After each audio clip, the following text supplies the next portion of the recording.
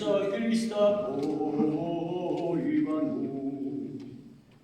U ono vrijeme iziđe Isus učenicima svojim na drugu stranu potoka Cedrona, ondje bijaše vrt u koji uđe Isus i njegovi učenici.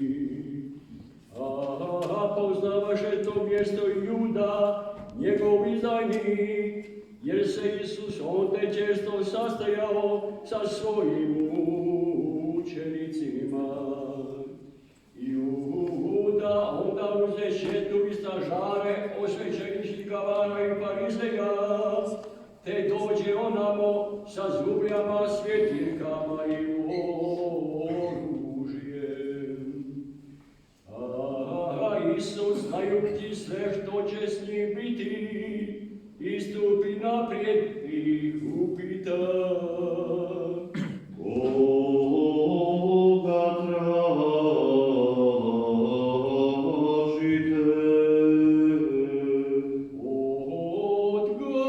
Odgovore mu: Isusa Nazarečanina. Kaže im Isus: Ja sam. Stajaše Simi Juda, njegov izdajica. Kad im dakle reče: ja sam, oni ustuknuše i popadoše na zemlju. Ponovo ih tada upita: Koga tražite?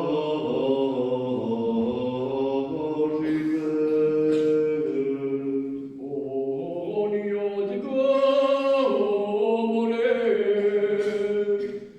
Isusa Nazarečanina. Isus odvrati: Rekoh vam da sam ja.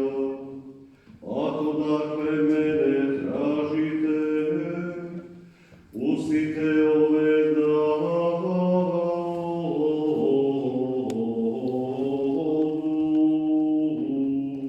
Da se ispuni riječ koju reče: ne izgubih nijednoga od onih koje si mi dao.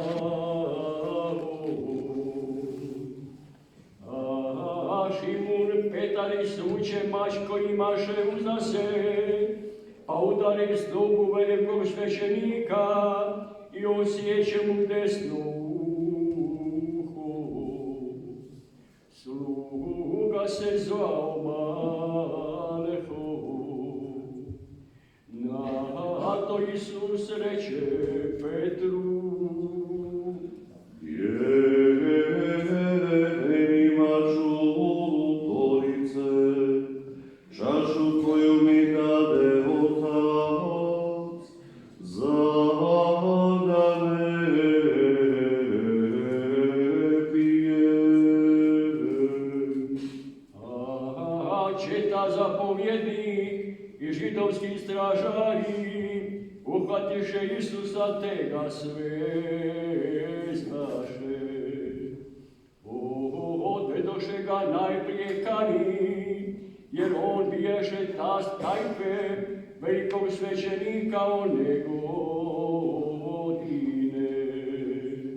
Kajfa pak bijaše onaj koji dade savjet Židovima: bolje da jedan čovjek umre za narod.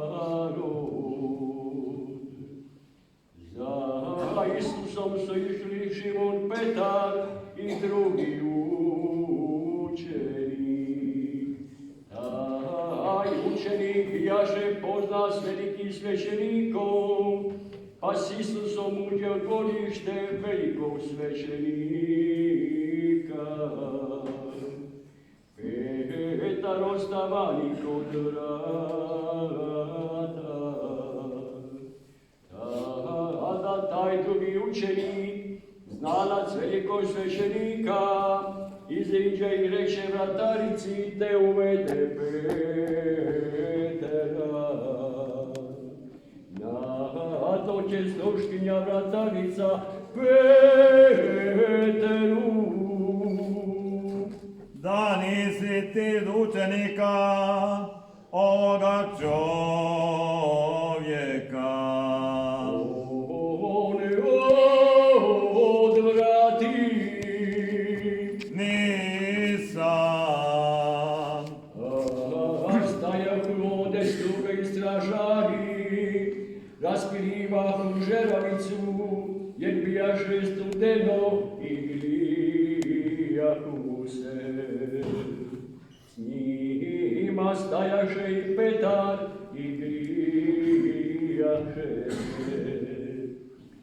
Veliki svećenik zapita Isusa o njegovim učenicima i o njegovu nauku. Odgovori mu Isus. Ja sam javno govorio o svijetu, uvijek sam naučavao u sinagogi i u hramu, gdje se skupljaju svi Židovi. Ništa nisam u tajnosti govorio, zašto me ne pitao? Pitaj one koji su slušali što sam im govorio. Oni je to znaju što sam govorio.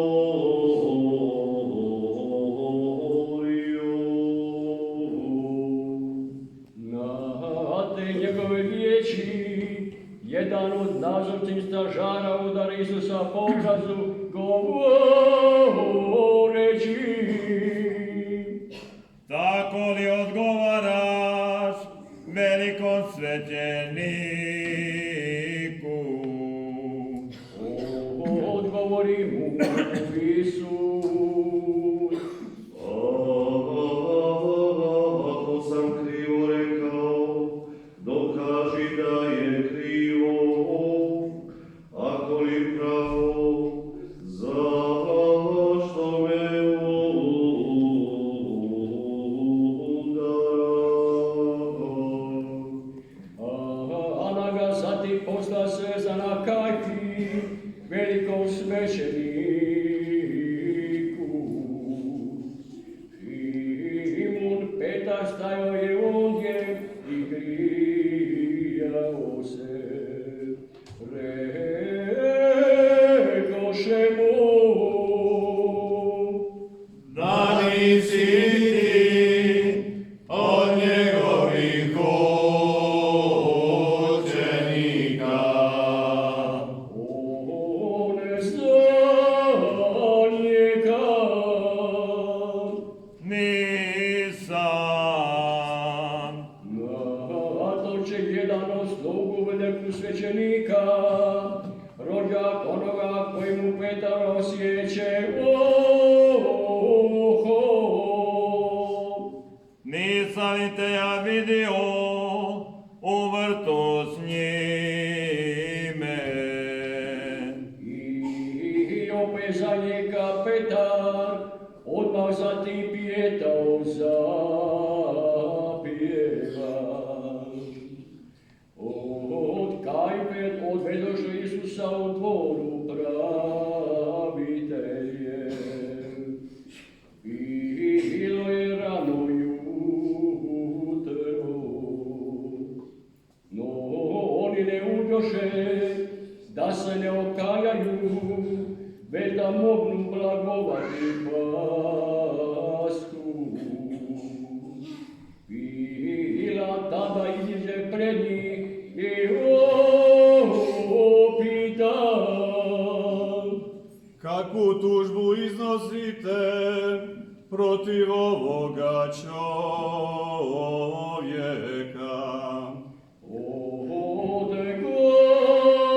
Odgovore mu: Kad on ne bi bio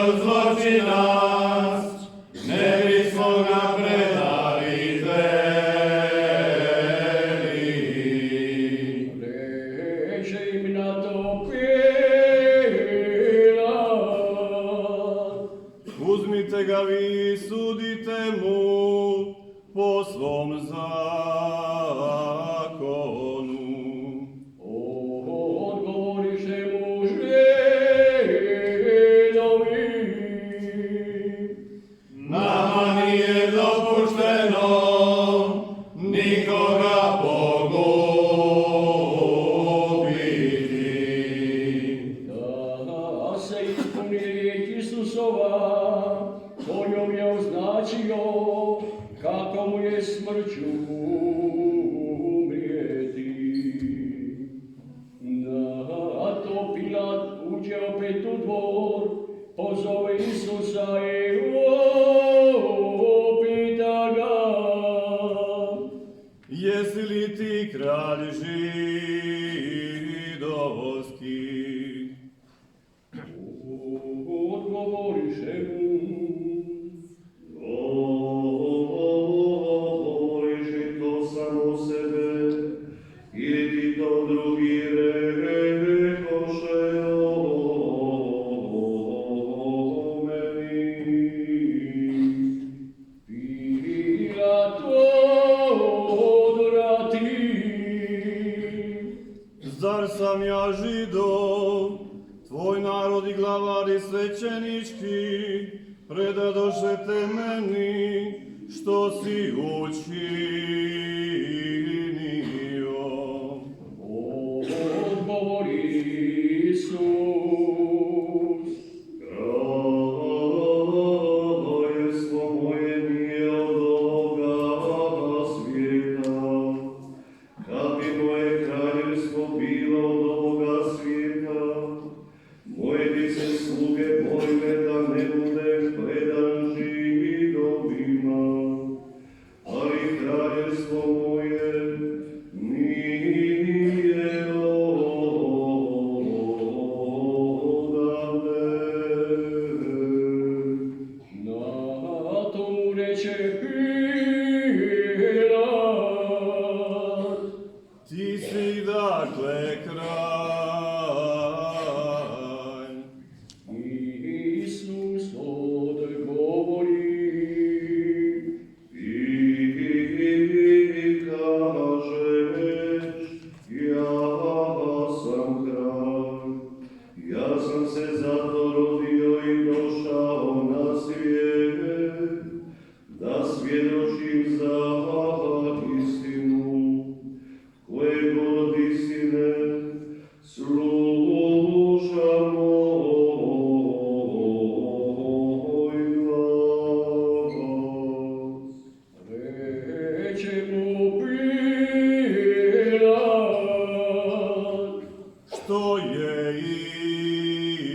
istina? Rekavši to, opet iziđe pre Židove, teče im. Ja ne nalazim na njemu nikakve krivice, a u vas je običaj da vam od Pashi nekoga pustim.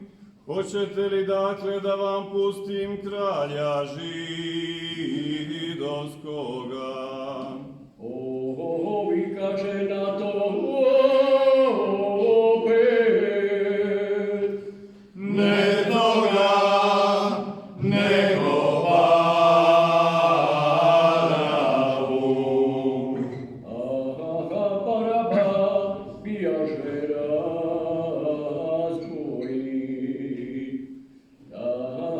Dakle, Pilat uze izbičeva Isusa. Vojnici spletoše vijenac od trnja i staviše mu ga na glavu i zagrnuše ga skletni plahtem. I prilažahu k njemu i govorahu: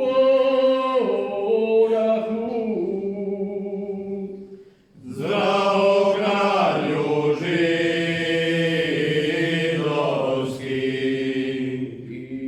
I udarahu ga po obrazima. Pilat ponovo iziđe i reče im: znate, ne nalazim na njemu nikakve krivice. I iziđe dakle Isus crnovim vijecem uz kletnu plaštu.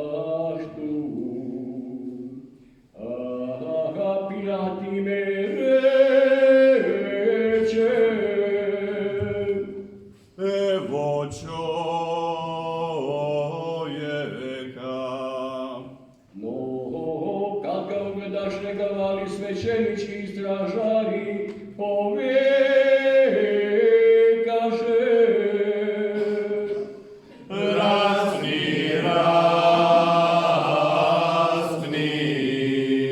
Kaži me Pilat, Uzmite ga vi i raspnite, jer ja ne nalazim na njemu krivice. odgovoriše mu Židovi. Mi imamo zakon i po zakonu on mora umrijeti, jer se pravio sinom Božjim. Kad je Pilat čuo te riječi, još se više prestraši, pa ponovo uđe u dvor i kaže Isusu, Odakle si ti?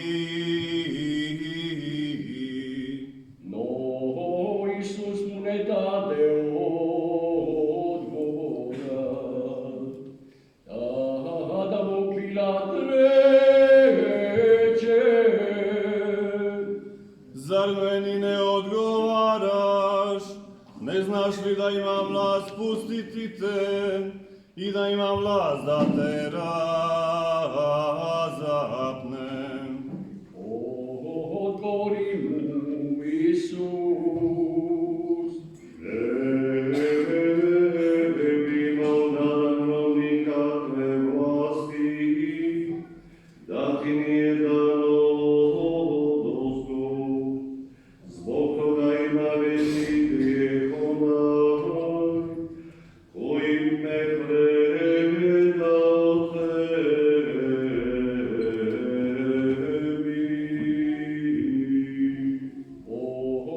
Tada je Pilat nastojao pustiti ga, no Židovi vekahu, Ako ga pustiš, nisi prijatelj Cezaru, koji se pravi kraljem, protivi se Cezaru. Oga Pilat čuši te riječi, izvede Isusa i posadi na sudačku stolicu na mjestu koja se zove Litostrotos, hebrejski Gabata, a bijaše upravo priprava za Pasku oko 6. ure i kaže Židovima, Evo kralja vašega. oni na to povikaše.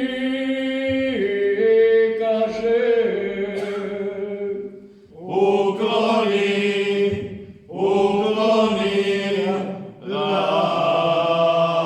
raspni ga. Kaže Pilat, Zar kralja vašega da razapnem? odgovoriše glavari svećenički,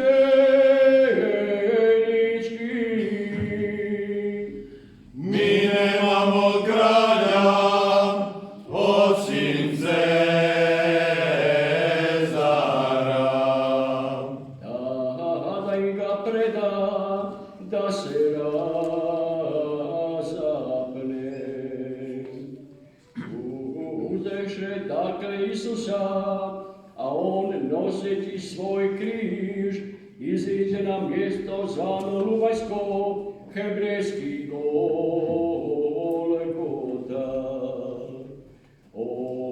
On njega razapeše, a s njim i drugu dvojicu, sjede i druge strane, a Isusa u sredini.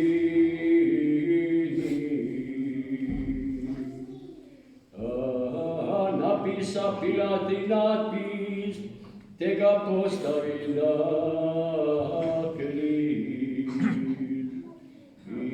Bilo je napisano, Isus Nazarečanin, kralj židovski. Taj su natpis čitali mnogi Židovi, jer mjesto gdje je Isus bi raspet, bijaše blizu grada, a bijaše napisano hebrejski, latinski i grčki. Na to glavari svećenički rekoše Pilatu: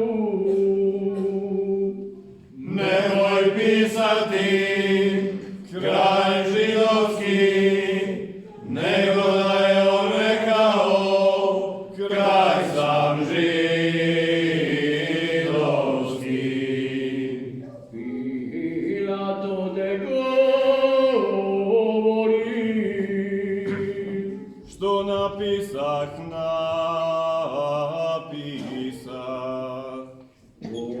Vojnici pak, pošto razapeše Isusa, uzeše njegove haline i razdjeliše ih na 4 dijela, svakomu vojniku po dio. Uzeše i donju halinu, koja bijaše neživena, otkana u komadu od ozgo do dolje. Rekoše zato među sobom: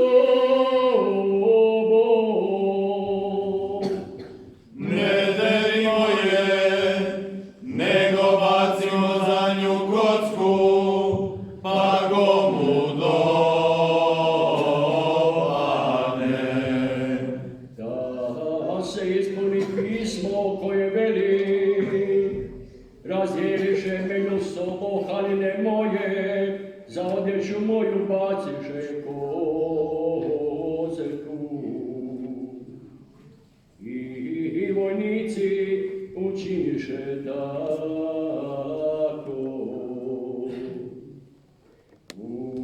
Uz križ Isusov staješe majka njegova, zatim sestra njegove majke Marija Kleofina i Marija Magdalena.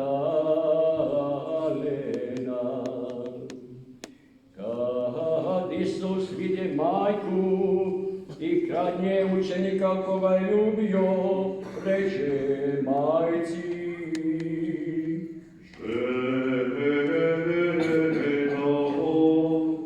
Evo ti sina.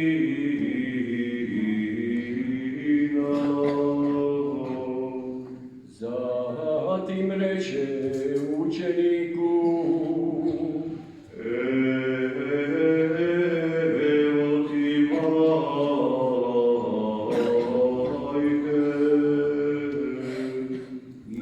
I od tog časa uze učenik sebi. Nakon toga, znajući da je sve dovršeno, Isus reče da bi se ispunilo pismo: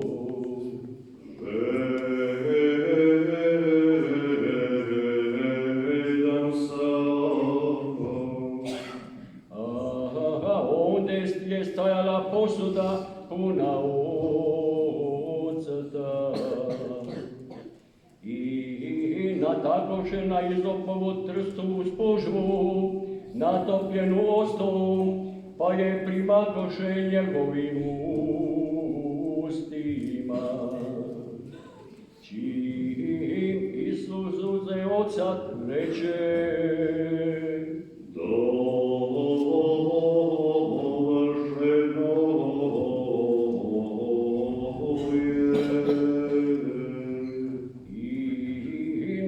skloniši glavu, predade duh.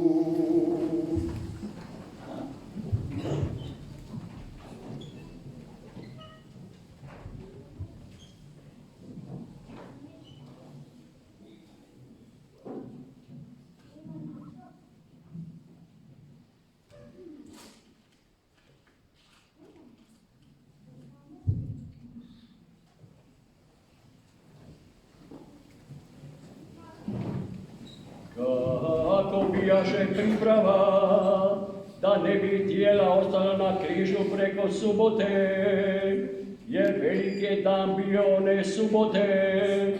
Židovi zamoliše Pilata da se raspetima prvi u koljeni, pa da se skinu.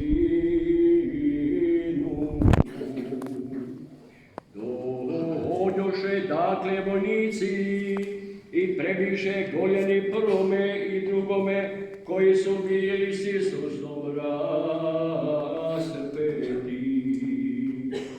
Kad dođoše do Isusa i vidješe da je već umro, ne prebeše mu koljeni, nego mu jedan od vojnika kopljem probode rebra i odmah poteče krvi voda. Onaj koji je vidio svjedoči, istinito je svjedočanstvo njegovo. On zna da govori istinu, da i vi vjerujete, jer se to dogodilo da se ispuni pismo, nijedna mu se kost neće slomiti. I opet drugo pismo veli, gledat će onoga koga su proboli. Nakon toga Josip iz Arimateje, koji je kriomice u strahu Židova bio učenik Isusov, zamoli Pilata da smije skinuti tijelo Isusovo i dopusti mu Pilat.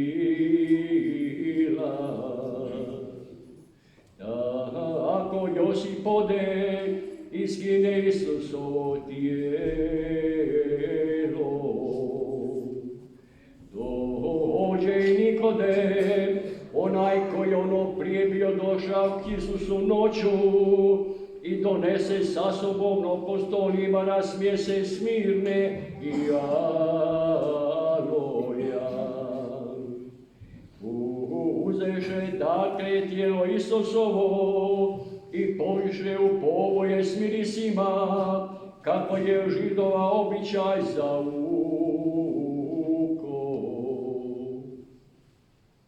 a na mjestu gdje Isus bi raspet, bijaše vrt i u vrtu nov grob u koji još nitko ne bijaše položen. Ondje dakle zbog židovske priprave je grob bijaše blizu, polože Isusa. Riječ je